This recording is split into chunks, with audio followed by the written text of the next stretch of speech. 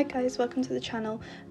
Today I'm setting up my partner's bullet journal for 2023. So he's recently moved into a new journal. We set up January in his old journal, and we've just got a new Yop and Tom journal.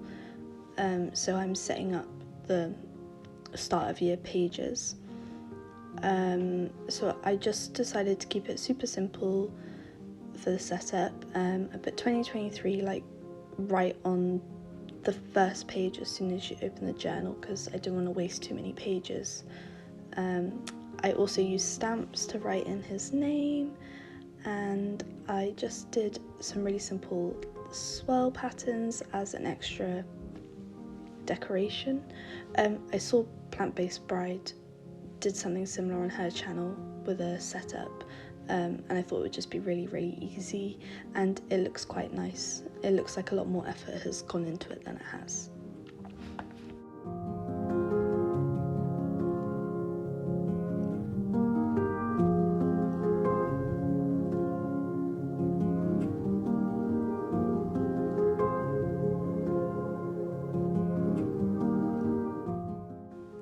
The next page I set up was this future log title.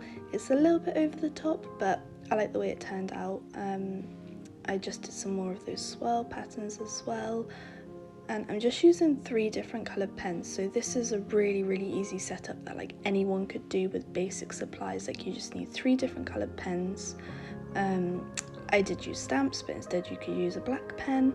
You can literally use whatever you want, and this would be super easy to set up. So yeah, I'm just using 3 acrylographs from the Amanda Rachel Lee collaboration, and I think they work really well together, the colours.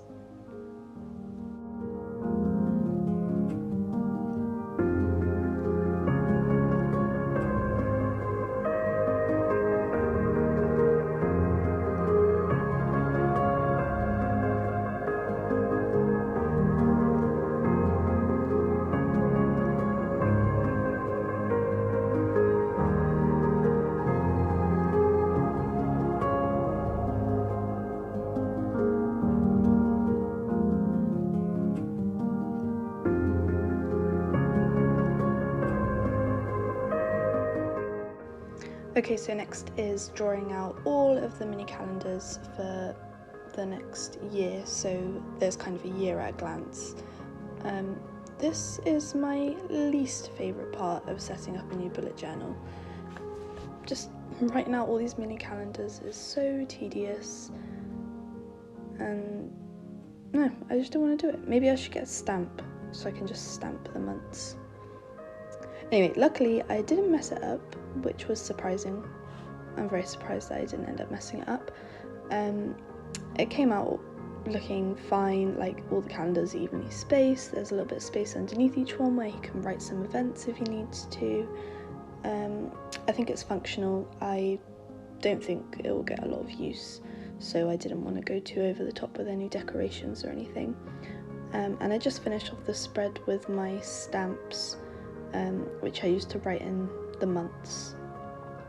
So yeah, really easy year at a glance future log type spread that anyone could set up in no time, but it is tedious.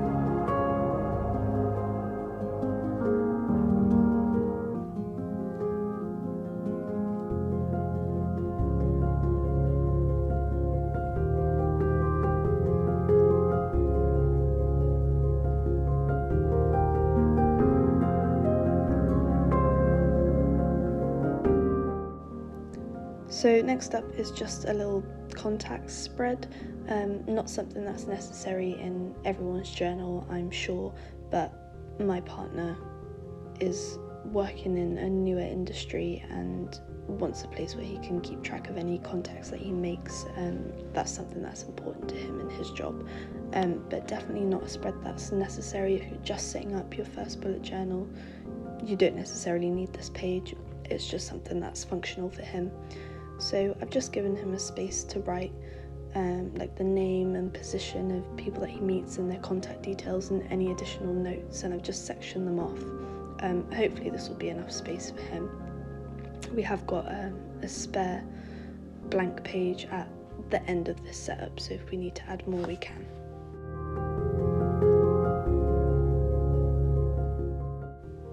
Okay, next up we've got a goals spread and a 23 things in 2023. So the goals self-explanatory. I'm going to split it off into 4 sections, so he's got space for family, personal, career and other. And then on the right hand page we're doing a 23 in 2023, so this is kind of linked to goals but also a space for kind of more trivial things that he might want to get done in 2023, and just somewhere to tick things off.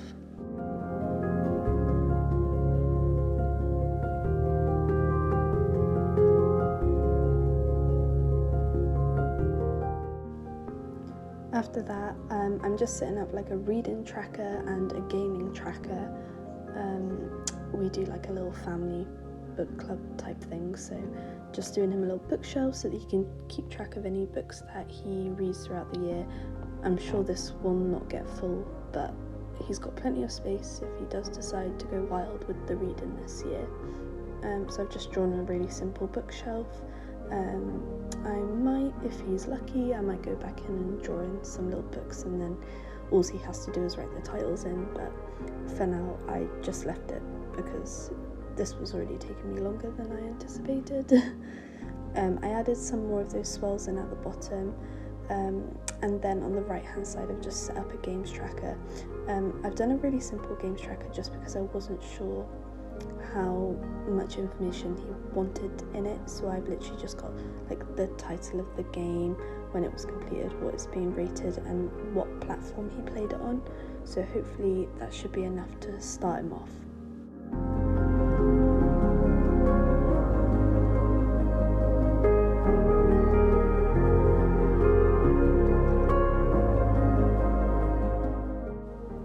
And then the final spread of the setup is a TV and film tracker. We watch a lot of series and he's very into films and he is in the TV industry, so this was like the perfect spread for him to have. I kept it simple again, like the games tracker, so I've just done him a column for the title of the TV or the film, then one to say the next column is like what series or what number film in the series it is, the date that it was watched, and like a rating as well. And I have given him loads of space to do this because, like I said, we'll get through a lot of TV shows and films.